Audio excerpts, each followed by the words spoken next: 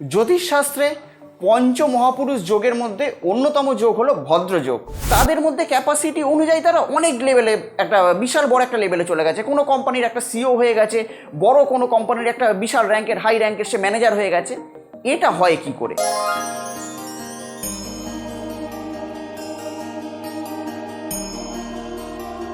নমস্কার, আমি অয়ন, আপনাদের বন্ধু, আবারও হাজির আপনাদের সামনে এবং আপনাদেরকে স্বাগত জানাচ্ছি আপনাদেরই চ্যানেলে। আপনারা সবাই কেমন আছেন? আপনারা সবাই আশা করি খুব খুব খুব ভালো আছেন এবং সেই আশা নিয়েই শুরু করছি আজকের অনুষ্ঠান। আজকে যে অনুষ্ঠানটা নিয়ে আপনাদের সামনে আমি উপস্থিত হয়েছি সেটা হলো ভদ্রযোগ। হ্যাঁ, জ্যোতিষশাস্ত্রে পঞ্চমহাপুরুষ যোগের মধ্যে অন্যতম যোগ হলো ভদ্রযোগ, যে যোগটি বুধ কেন্দ্রিক। আমাদের যেসব প্ল্যানেট আছে তাদের মধ্যে বৃহস্পতি হচ্ছেন দেবগুরুকে, দেবগুরু হচ্ছে বৃহস্পতি, আর ম্যানেজমেন্ট গুরু হলো বুধ। বুধ এমন একটা ইম্পর্টেন্ট প্ল্যানেট, খুব ছোট সাইজে, খুব ছোট হলো গুরুত্ব কিন্তু তার অপরিসীম। বুধের মধ্যে সব কিছুর একটা নলেজেবল, সব কিছু করার একটা ক্যাপাসিটি আছে। তো যাই হোক, আজকের প্রোগ্রামটি হচ্ছে আমার ভদ্রযোগ নিয়ে। তো যদি আপনারা আমার চ্যানেলের নতুন যদি ভিউয়ার্স হয়ে থাকেন তাহলে এক্ষুনি চ্যানেলটিকে সাবস্ক্রাইব করে নিন, আর ভিডিওটিকে ভালো লাগতে শুরু করলে এক্ষুনি ভিডিওটিকে লাইক করে নিন। তো মূল ভিডিওতে যাওয়ার আগে একটি গল্প আমি আপনাদের সঙ্গে শেয়ার করতে চাই। কিছু সময় আগেকার কথা, দুজন ব্যক্তি ছিলেন, একজন প্রচণ্ড গরিব আর একজন ছিলেন রিচম্যান, বড়লোক ব্যক্তি। তো যাই হোক, তাদের পাশাপাশিই তাদের বাড়ি ছিল। তো প্রচণ্ড যে গরিব যে ব্যক্তি ছিলেন, তার কাছে কিছুই ছিল না, টাকা পয়সা কিছুই ছিল না, ধন সম্পত্তি ছিল না। সে কী করতো, তার একটা ছোট্ট একটা দোকান ছিল, সেই দোকান থেকে চালিয়ে তার যতটুকু তার উপার্জন হতো তাতেই তার মোটামুটি তার পেট চলে যেত।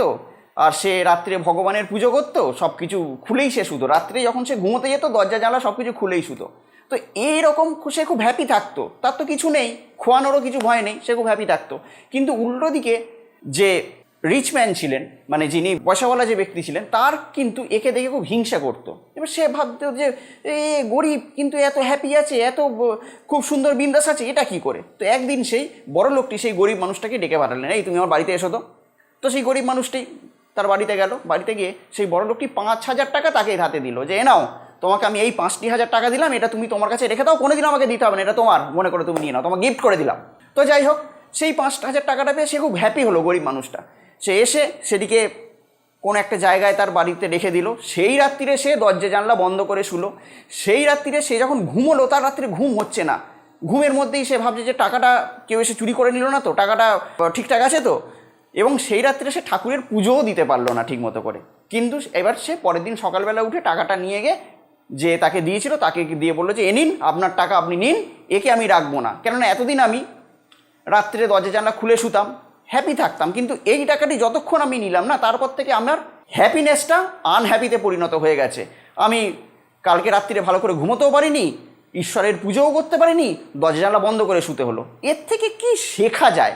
দেখুন, ধনসম্পত্তি তো অবশ্যই কামাবেন, ধনসম্পত্তি কামানোটা কোনো খারাপ ব্যাপার না, কিন্তু এতটাই তাতে আসক্ত হয়ে পড়বেন না যে অন্য যে সুখ আছে সেই সুখগুলো আপনার হাতের বাইরে চলে যায়, সেই সুখগুলো আপনার যাতে নষ্ট হয়ে যায়, সেটা কিন্তু কোনোদিনও করা উচিত না। কেননা পয়সা দিয়ে সব সুখ কিন্তু কেনা যায় না, কিছু সুখ আছে যেগুলো কিন্তু পয়সা দিয়ে কেনা যায় না। তো যাই হোক, আজকে আমার আলোচ্য বিষয় হলো ভদ্রযোগ। অনেক সময় আপনারা দেখবেন যে এরকম ব্যক্তি থাকে, তারা কি নিজেদের ক্যাপাবিলিটি থেকে অনেকটা এগিয়ে যায়। যারা ব্যাংকিং সেক্টরে আছেন, যারা ফাইন্যান্স আছেন, যারা মার্কেটিং ডিপার্টমেন্টে আছেন, অনেকে দেখবেন যে তাদের মধ্যে ক্যাপাসিটি অনুযায়ী তারা অনেক লেভেলে, একটা বিশাল বড় একটা লেভেলে চলে গেছে। কোনো কোম্পানির একটা সিও হয়ে গেছে, বড় কোনো কোম্পানির একটা বিশাল র্যাঙ্কের হাই র্যাঙ্কের সে ম্যানেজার হয়ে গেছে। এটা হয় কি করে? হয়তো যে এই লেভেলটাকে যে অ্যাচিভ করেছে তার থেকে ভালো কবিতা আমার কাছে আছে, কিন্তু সে সেই কবিতাকে পাঠন করে সে একটা বিশাল জায়গায় চলে গেছে। হয়তো তার থেকে হয়তো ভালো স্কিল হয়তো আমার আছে, কিন্তু আমি যেতে পারছি না, কিন্তু সে চলে যাচ্ছে। কেন যাচ্ছে? এর পিছনে ব্যাপারটা হচ্ছে যে তাকে নিয়ে যাচ্ছে সেটা হলো ভদ্রযোগ। হ্যাঁ, এই ভদ্রযোগ হলো আমাদের পঞ্চমহাপুরুষ, যে আমাদের জ্যোতিষশাস্ত্র অনুসারে যে পঞ্চমহাপুরুষ যোগ আছে, সেই পঞ্চমহাপুরুষ যোগের মধ্যে উল্লেখিত যোগ বা অন্যতম যোগ বললেও একে কোনো রকম কোনো খারাপ হবে না, সেটা হলো ভদ্রযোগ। এই প্ল্যানেটটা ইন্ডিকেট করে সেটা হচ্ছে বুধ। বুধ খুবই ছোট গ্রহ, কিন্তু তার মধ্যে ইন্টেলিজেন্সি পাওয়ার প্রচুর আছে, তার মধ্যে ক্যাপাবিলিটি প্রচুর আছে, মার্কেটিংয়ের দক্ষতা খুব আছে। যারা ব্যাংকিং ফাইন্যান্সে কাজ করেন, কোনো মার্কেটিং ডিপার্টমেন্টে কাজ করেন, যারা টিচারি লাইনে আছেন, মানে হোম টিউটার যারা, যারা কোনো রকম কোনো ছাপাখানার সঙ্গে কাজ করেন বা কিছু সংবাদ মাধ্যমে কাজ করেন, যারা হয়তো খবর পড়েন, নিউজ রিপোর্টার যারা তাদের দেখবেন বুথ খুব স্ট্রং থাকে। অনেক দেখবেন অনেক রিপোর্টার থাকেন খুব একটা বড় জায়গায় চলে গেছে, মানে যে কোনো একটা বড় চ্যানেলের সে কিন্তু একটা মেন জায়গায় চলে গেছে। তো কে নিয়ে গেছে তার ছকে দেখা যাবে যে ভদ্রযোগ আছে।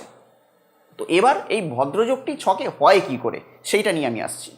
দেখুন আমার স্ক্রিনে একটি ছক গেল, সেখানে কি হয়, আমাদের যে জ্যোতিষশাস্ত্র অনুসারে আমাদের যে ন্যাচারাল যা জোডিয়াক আছে তার মধ্যে বুধের দুটি ঘর, একটা হচ্ছে মিথুন, একটা হচ্ছে কন্যা।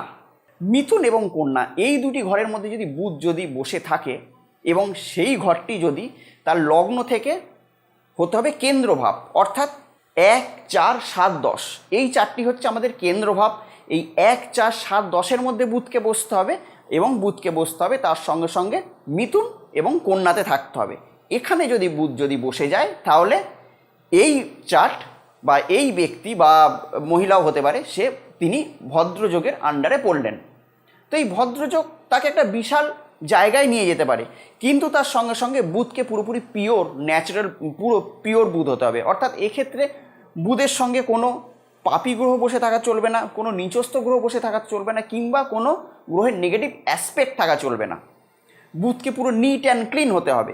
এই ভদ্রযোগটা আরও পাওয়ারফুল হয়ে যায় যদি এটা নবাংশেও বুধ যদি সেই জায়গায় বসে যায়। হয়তো ধরে নিন কন্যাতে হয়তো বুধ বসে গেছে ন্যাচারাল চার্টে, কিন্তু আবার নবাংশেও দেখা যাচ্ছে বুধ তার বসে গেল কন্যাতে, তাহলে কি এই ভদ্রযোগের পাওয়ার আরও বেড়ে যাবে।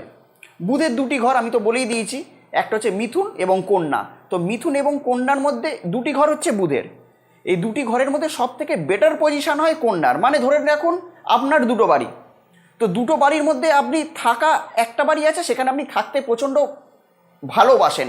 সেই বাড়ির অ্যাম্বিয়েন্স বলুন, সেই বাড়ির বাস্তু বলুন, সেই বাড়িতে থাকলে আপনার একটু প্রচণ্ড একটা হ্যাপি ফিল হয়।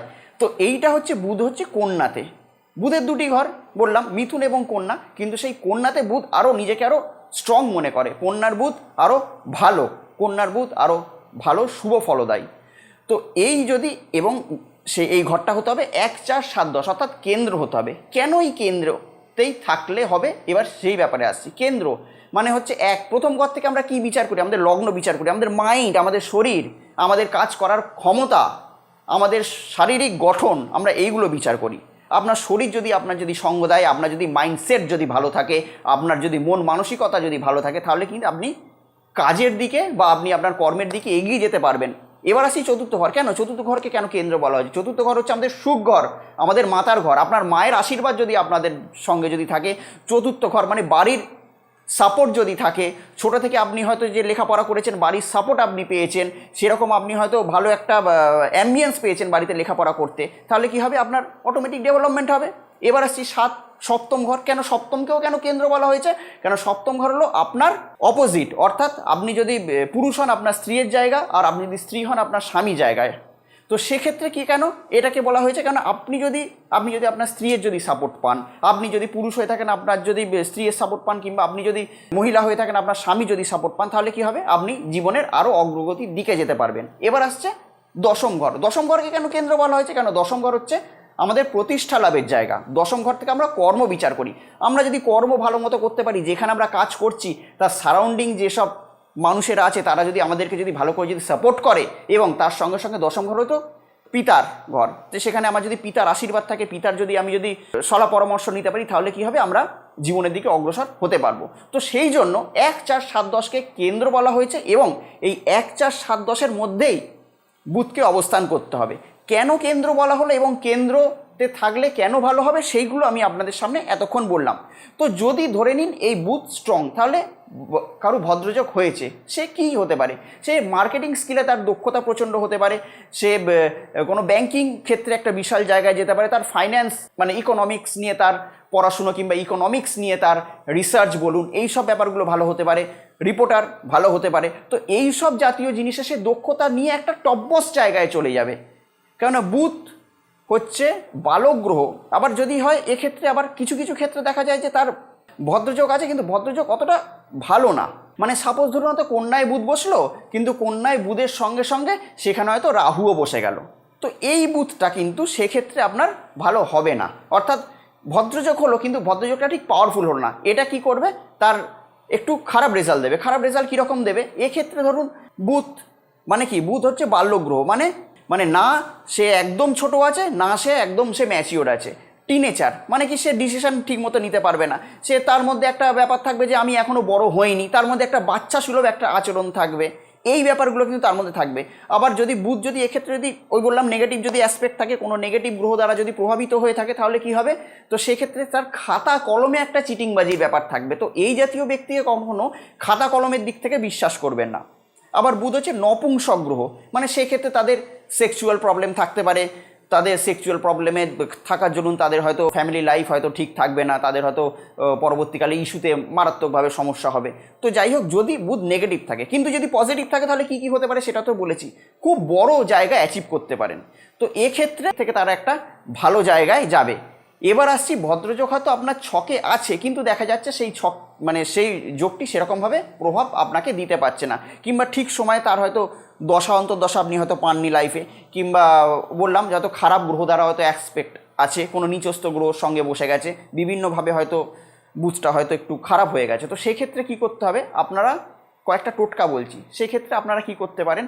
সবুজ বস্ত্র যদি কাউকে দান করেন, অর্থাৎ সবুজ বস্ত্র কোনো যদি গরিব যে হয়তো বস্ত্র সে সেরকমভাবে পরতে পারেন, তাকে সবুজ বস্ত্র ধারণ করেন, কিংবা কোনো হিজড়েকে যদি কিছু দান করেন। অনেক সময় আপনি হয়তো রাস্তায় দাঁড়িয়েছেন, হিজড়ে এসে আপনার কাছে হয়তো কিছু পয়সা চাইলো, আপনি তাকে ভাগিয়ে দেবেন না, কিছু টাকা পয়সা তাকে দিলেন। এক্ষেত্রে দেখবেন আপনার জন্মছকে বুধ আস্তে আস্তে করে ভালো হবে। এবং তার সঙ্গে সঙ্গে যেটা আপনাদেরকে করতে হবে, গাছ লাগাতে পারেন বাড়িতে, যদি টব যদি লাগান, কিংবা আপনি যদি সকালবেলা যদি কোনো ঘাসের ওপর দিয়ে যদি মর্নিং ওয়াক করতে পারেন, তাহলে দেখবেন আপনার জন্মছকে বুধ আস্তে আস্তে স্ট্রং হবে। মানে বদ্ধযোগের যে ভালো প্রভাব আপনি হয়তো লাইফে পাচ্ছিলেন না, এবার ভদ্রযোগের ভালো প্রভাব আপনি লাইফে পাবেন। তো যাই হোক, আপনারাও আপনাদের চার্ট খুলুন এবং চার্ট খুলে দেখুন যে আপনাদের ছকে এই ভদ্রযোগ আছে কি না। যদি থাকে তাহলে অতি অবশ্যই আমাকে কমেন্ট করে জানাবেন। আজকে এই পর্যন্তই, অন্য কোনো দিন হাজির হব আবার অন্য কোনো ভিডিও নিয়ে। তার সঙ্গে সঙ্গে বলে রাখছি, আজকে আমি আমার এই ভদ্রযোগ যে ভিডিওটা ছাড়া হবে, তার আগে আমার একটা মালব্য যোগের ভিডিও আছে, যদি কেউ না দেখে থাকেন, সেই মালব্য যোগের ভিডিওটা কিন্তু সেখানে গিয়ে দেখে নেবেন। কেননা এই যোগগুলো যদি আপনারা জেনে যান, তাহলে আপনাদেরও চলার পথে অনেক কিন্তু সুবিধা হবে। তো যাই হোক, আবার অন্য কোনো দিন হাজির হব অন্য কোনো এরকম মজাদার ভিডিও নিয়ে। ততক্ষণের জন্য অতি অবশ্যই ভালো থাকবেন, সুখে থাকবেন এবং তার সঙ্গে সঙ্গে সবাইকে অতি অবশ্যই ভালো রাখবেন। নমস্কার।